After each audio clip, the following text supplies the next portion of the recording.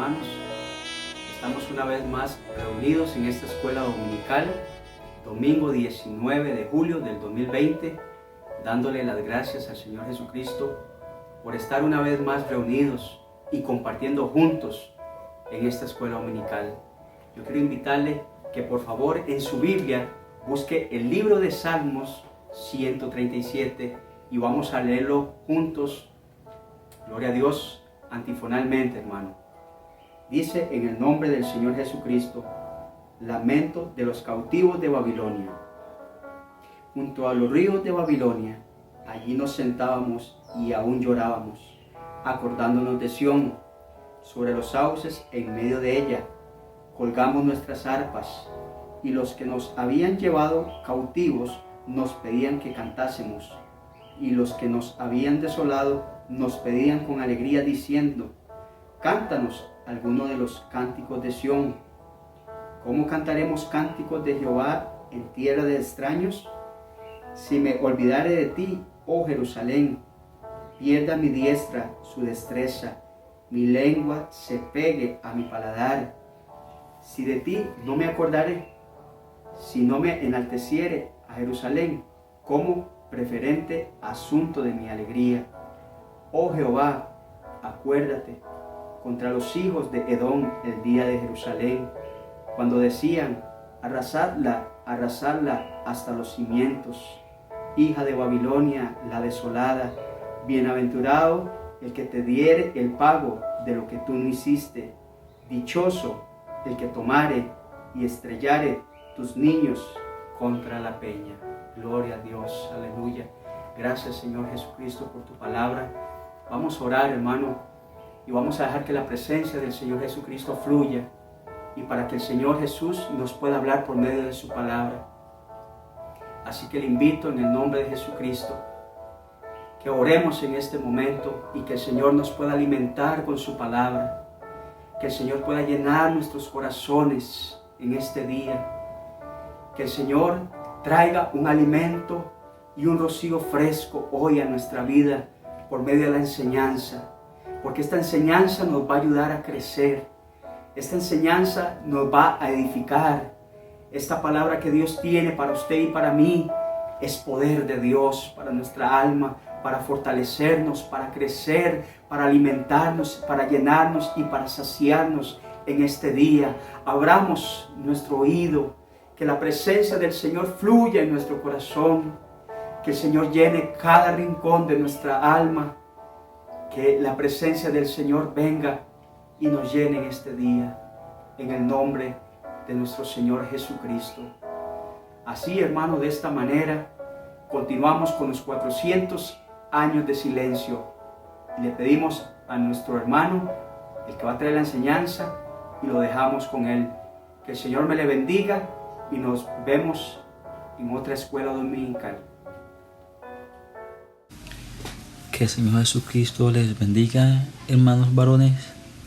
Les saluda su hermano Bosco Morales, esperando que todos se encuentren bien.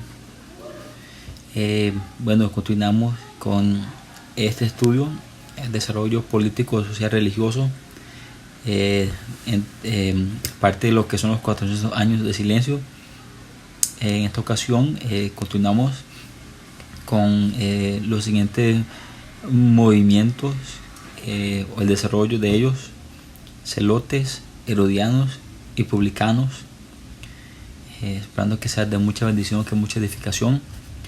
Vamos a hacer una breve oración y vamos a pedir al Señor Jesús que nos guíe, que todos podamos aprender de este estudio.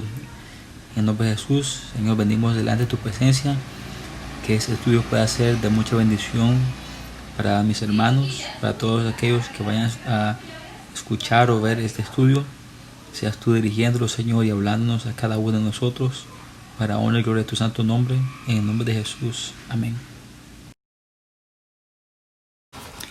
Celotes, esta palabra del griego al castellano, también se puede decir celota con C o con Z, que significa esencialmente celoso. En hebreo viene la palabra cana y arameo canaya. y otra versión del griego lo dice Selotai. Este es el nombre que se le designó a esta tendencia del judaísmo, dirigida principalmente a salvaguardar la pureza de la ley. En la parte de la referencia histórica hay un testimonio del historiador judío Flavio Josefo. Muestra su característica principal. Judas el Galileo introdujo una cuarta secta cuyos miembros están de acuerdo en todo con los fariseos, excepto en el amor indomable a la libertad, que no les deja soportar sino a Dios como Señor y Maestro. Ellos desprecian los diversos géneros de suplicios y muerte de sus parientes y no reconocen a ningún hombre por Señor. Esto se encuentra en Antigüedades Judías, el libro de Flavio Josefo. Los celotes son conocidos principalmente a través de las narraciones de Flavio Josefo, probablemente parcial en sus apreciaciones, pues escribe para los romanos buscando su halago y simpatía. Para este historiador Flavio Josefo, el gran historiador judío, el uso del nombre celote describe una secta o partido judío formado antes del año 66 a.C. en el periodo intertestamentario, que es el periodo que nosotros estamos estudiando de los 400 años de silencio. Los celotes eran un grupo ultranacionalista que usaba la fuerza y la violencia para mover sus ideales. Buscaban terminar con el dominio romano en Palestina a fin de lograr la independencia política. Lucharon durante varias décadas hasta, según algunos historiadores, más o menos el año 70 después de Cristo, año de la caída de Jerusalén. Los celotes fueron seguidores de Judas de Galilea, quien fundó en el año 6 después de Cristo lo que Josefo llama la cuarta filosofía de los judíos. Esta filosofía insistía principalmente en repudiar a cualquier rey excepto a Dios, y algunos libros modernos representan a este grupo como teniendo fuertes esperanzas mesiánicas. Si bien sus ideales religiosos se parecen a los de los fariseos, los celotes tomaron el camino de la violencia a través de eventos guerrilleros contra los invasores. Este movimiento de los celotes tiene su principal raíz en el movimiento nacionalista de los macabeos y de los asideos, y también en la reacción de ciertos medios piadosos contra la política de los asmoneos. Y este era el ideal de vivir el celo de Dios, siguiendo el ejemplo, según ellos, ¿verdad?, del sacerdote Finés. Esta porción de la Biblia está en Números capítulo 25, versículo 7. Este fue animado por ese celo de Dios y tomó una lanza para extirpar la maldad de entre sus hermanos y los extranjeros. Esto fue para el tiempo de Moisés. Tomó una lanza y prácticamente mató a un israelita y a una moabita juntos con la lanza. Fue movido por este celo de Dios, y aparentemente esto fue lo que a los celotes los movía en su principal creencia religiosa.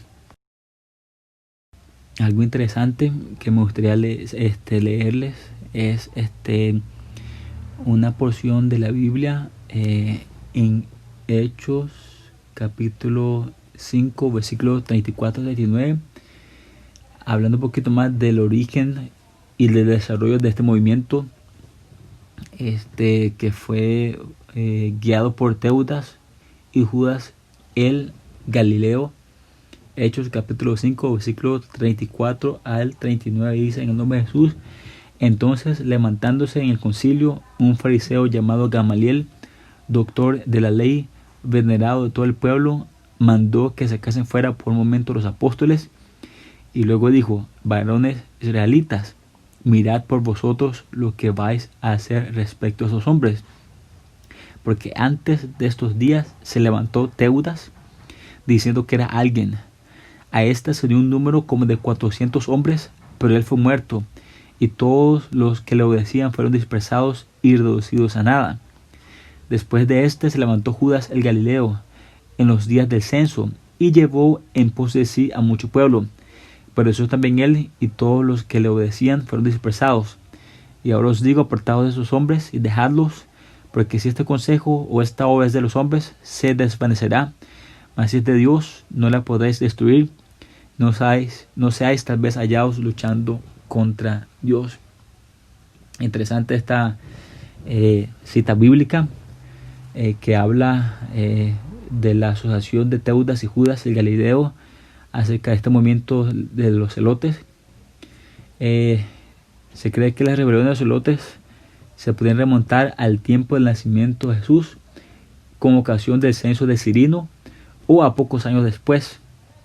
En efecto, Arquelao en el año 4 reprime una revuelta en Jerusalén antes de su viaje a Roma para recibir la investidura de manos de Augusto César. Después Sabino, procurador de los bienes de Augusto en Siria, va a Jerusalén para valorar los bienes de Herodes, suscitando oposiciones y revueltas en todo el país. El movimiento de Judas y Galileo y el de un fariseo llamado Sadoc pueden incluirse entre ellas. Sabino, ayudado por Varo, realizó una fuerte represión, llegando a crucificar a 2000 rebeldes. Este movimiento y la actividad de los celotes era más conocido después de la muerte de Herodes Agripa, en que Roma restaura el gobierno palestino por procuradores, por Cuspio Fado, que tuvo que enfrentarse al falso profeta Teudas. El movimiento rebelde crece durante la gestión de Ventidio Cumano, que apoya a los samaritanos en su lucha con los judíos, pero Agripa XI, rey de Calcis, que ha sido nombrado inspector del templo de Jerusalén, goza del favor de Roma. Humidio Cuadrado, legado romano en Siria, visita Jerusalén, y Cumano es enviado a Roma y deportado por el emperador Claudio. Las revueltas de los celotes aumentan. El procurador Antonio Félix ha de enfrentarse al fanatismo de los celotes y reprimir sus actos de bandolerismo, pero el movimiento gana cada vez más adeptos y sus partidarios continúan las acciones subversivas. Porcio Festo, ante quien compareció el apóstol Pablo cuando estuvo preso, actúa con firmeza, pero después la poca energía de Luceo Albino da ocasión a que el movimiento recrudezca, encaminándose a la catástrofe. En la época del procurador Jesús Floro, nombrado por influencia de Pompeya, esposa judía de Nerón, el amatamiento celota adquiere mayor fuerza. En el verano del año 66, el procurador crucifica a varios judíos en Jerusalén y surgen movimientos de revuelta en Galilea. En todo el país, Floro se ve obligado a abandonar la ciudad, que es atacada por Questio Galo, y este sufre graves pérdidas. Los insurrectos gobiernan Jerusalén. Nerón, en su majestuoso viaje por Grecia, designa a Vespasiano y a Tito para restablecer el orden en Palestina o Jerusalén. Al frente de 60.000 hombres reconquista Galilea. En el año 77, entre sus prisioneros está el adulador Flavio Josefo. Entonces inicia la fase final del movimiento de los celotes, que con su poco hábil política y su fanatismo atrae la cólera romana, llegando a la destrucción de Jerusalén en el año 70. Destacan en esta última fase los celotes acodillados por Eleazar ben Simón y principalmente los mandados por Juan de Giscala, quien, huyendo de la represión romana en Galilea, organiza la rebelión contra los invasores. En medio de gran agitación e incluso terror, los celotes comienzan también una lucha fratricida entre ellos. Vespasiano ocupa en el año 68 las llanuras marítimas. Los celotes se separan en 3 fracciones al mando de Juan de Giscala, Eleazar ben Simón y Simón ben Giora, que con ayuda de sicarios que usaban corrientemente el puñal corto, llamada por los españoles Sica, esperaban la lucha en Jerusalén. En el año 69 Vespasiano domina Judea y en el año 70 Jerusalén. Los celotes que salvan la vida huyen hacia el desierto, refugiándose en Herodión, Masada y Manqueronte. Una última tentativa de rebelión se da con el emperador Adriano y fue encabezado por Simón Bar Kokhba, pero es igualmente vencida. Podemos ver aquí, hermanos, la acabo de leer el testimonio histórico, la referencia histórica de los celotes. Vemos que hay fue un intento fallido de quererse levantar contra los romanos, hasta el punto que en el año 70 ese movimiento desapareció, pero era por ese celo que ellos tenían, que se movían en contra de la invasión extranjera en Jerusalén. También me gustaría leer unas porciones bíblicas, referencias bíblicas acerca de los celotes.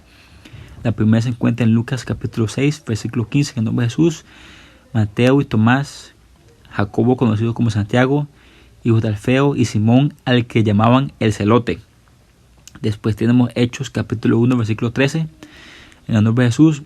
Cuando hubieron entrado en la ciudad, subieron al aposento alto donde estaban hospedados Pedro, Juan, Jacobo, hermano de Juan, y Andrés, Felipe y Tomás, Bartolomé y Mateo, Jacobo, hijo de Alfeo, Simón el celote, y Judas, hijo de Jacobo. Y estas dos porciones siguientes son interesantes. Mateo 10:4, Simón el cananita, que es conocido como el celote, y Judas Iscariote, el que también lo entregó. Marcos 3:18, Andrés, Felipe, Bartolomé, Mateo, Tomás, Jacobo, conocido como Santiago, hijo de Alfeo, Tadeo, Simón el cananita. Muy interesante aquí saber de que su nombre se le cambia un poco, recordando a lo que era la versión, o como diría la palabra en hebreo Caná o Cananai en arameo. Seguramente esta es la razón por la cual en Mateo y Marcos se lee por cananita en vez de celote. Otra cosa que me gustaría mencionar, no es parte de la historia, pero sí parte podría decirse, de la aplicación del amor de Jesús. A pesar de que celote, Simón el celote, era uno de los miembros probablemente activos de este movimiento en contra de los romanos, llegó a ser discípulo de Jesús. Y muy importante aún, que se llegó a ser discípulo de Jesús significa que él llegó a cambiar. Esto me va a entender a mí que a pesar de que Simón el celote tenía una filosofía equivocada y usando a Dios para como motivación del mal que hacían, pudo cambiar y pudo convertirse en Señor Jesucristo. Y eso significa que cada uno de nosotros podemos también llegar a ser cambiados de un celote a un discípulo de Jesús. Me gustaría continuar ahora, hermanos, con el siguiente tema. Es acerca de los herodianos. Prácticamente, para entender un poquito quiénes eran, aquí un poquito de definición. Este era un grupo bien definido de la vida religiosa política del primer siglo en la sociedad judía de Palestina o Israel. Eran miembros de la familia de Herodes o de su corte o de su ejército, un grupo religioso semejante al de los saduceos. Otra definición es que era un grupo mucho más amorfo, aristócratas influyentes, gente de plata, que tendrían preferencia por Herodes o eran partidarios de Herodes Antipas, quienes como amigos de los romanos desempeñaban en Galilea el mismo papel que los saduceos en Jerusalén, o sea, tenían una influencia en el pueblo. Y Flavio Josefo menciona la existencia de grupos en tiempos de Herodes I o el Grande también. Hablando un poquito de lo que es la referencia histórica de los herodianos, se cree que eran partidarios de la casa de Herodes Antipas y que estos seguramente eran algunos judíos políticos que tenían alguna influencia ante el rey. También históricamente se cree que era un partido político judío adicto a los Herodes, a la dinastía herodiana. Como los príncipes herodianos dependían de Roma, sus partidarios se sometían de buena voluntad al poder romano y sostenían que era justo pagar tributo a los emperadores, cosa que negaban los fariseos.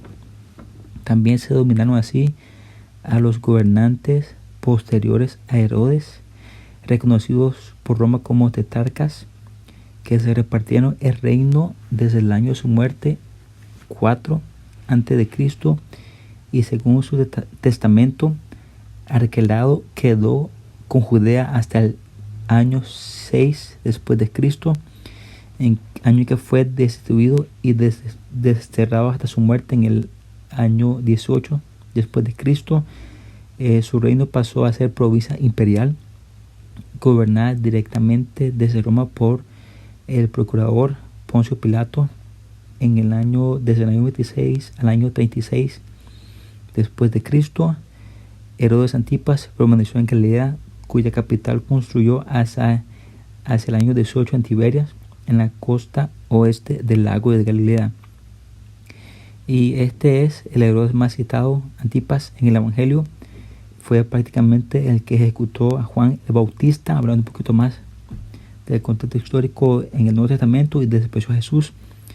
Su reino duró hasta su muerte hasta el año 39 después de Cristo, en que su reino se repartió entre Filipo gobernó en Iturea y Traconítide y vivió hasta el año 34 después de Cristo. Después le sucedió Agripa I del año 37 al 44 y luego Agripa II hasta el final del siglo. Este murió en el año 93 después de Cristo. Entonces aquí estamos hablando un poquito de la referencia histórica del partido de los herodianos, y esto hace referencia un poquito a los sucesores de Herodes, y por supuesto esto va en relación con los herodianos, una parte de lo que era la influencia del grupo de herodianos que estaba enfocado en una alianza con todos los Herodes, en este caso los que he mencionado anteriormente. Muy interesante. Y hablando un poquito de lo que son las referencias bíblicas, en la Biblia se encuentran solo 2 menciones específicas de los herodianos. La primera es en relación a la discusión acerca del pago de los tributos al César. La cita bíblica se encuentra en Mateo 22:16, puedes leer un poquito antes, y dice, y le enviaron los discípulos de ellos con los herodianos, diciendo: Maestro, sabemos que eres amante de la verdad y que enseñas en verdad el camino de Dios y que no te cuidas de nadie porque no miras la apariencia de los hombres. En el trasfondo de ese momento, los fariseos se aliaron con los herodianos para interrogar a Jesús acerca del pago lícito al César, pero esto era para hacerle una trampa. Después hay otra referencia directa de los herodianos acerca de la discusión de sanar en el día de reposo. Marcos 3:6 dice en el nombre de Jesús: y salidos los fariseos tomaron consejo con los herodianos contra él para destruirle. Esto sucedió cuando Jesús entró en la sinagoga y sanó en un día sábado o un día de reposo al hombre que tenía la mano paralizada. Los fariseos acechaban al salir y se confabularon con los herodianos buscando cómo eliminar a Jesús. No hay mucha referencia más acerca de ellos. Se cree de que no era ninguna secta religiosa y que no tenían ningún partido político, sino que era un grupo de judíos que apoyaban la dinastía de los Herodes y por consiguiente el gobierno romano.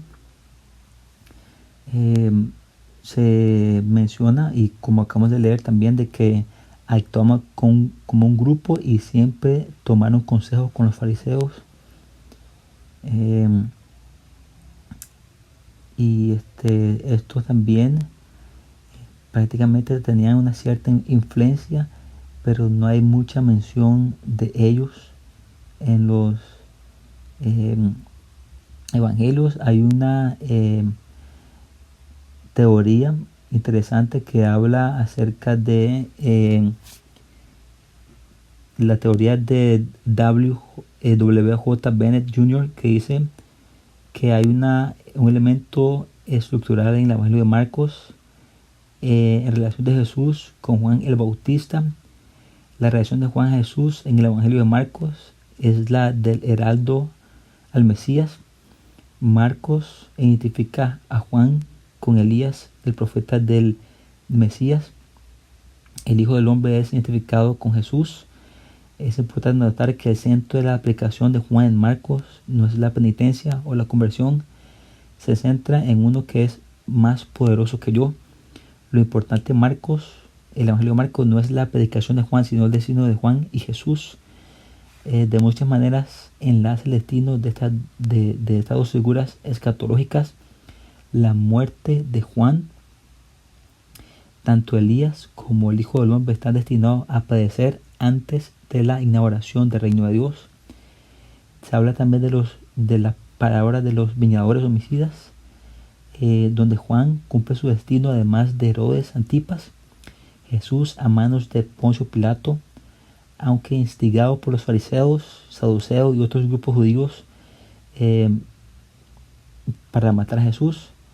Este grupo de herodianos, el lazo entre los enemigos de Juan y los de Jesús. Finalmente es crucial notar que los herodianos aparecen en el Evangelio en un lugar que más parece haber sido puesto por el evangelista Marcos, que puede ser una afirmación escrita por el evangelista al final de la serie de controversias que hay entre herodianos y Jesús. Otra vez que aparecen los herodianos es una introducción a otra controversia, la cuestión concerniente al pago del tributo, que es también probablemente producto de la pluma del evangelista Marcos. Ahora bien, a la luz de la clara tendencia de enlazar el destino de Juan y el de Jesús, surge la pregunta: ¿no sería posible que este grupo no mencionado, los herodianos, fuese un producto del interés teológico de Marcos más que un actual y funcional grupo del pueblo? Con esta perspectiva, podría entenderse que los herodianos fuesen una creación del mismo Marcos, hecha específicamente para enlazar a los enemigos de Jesús con los de Juan.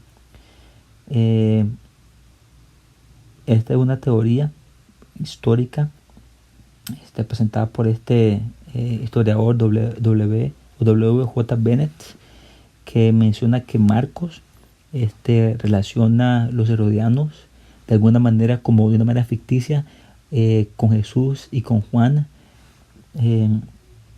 para dar a entender de que había un común enemigo entre Juan el Bautista y Jesús.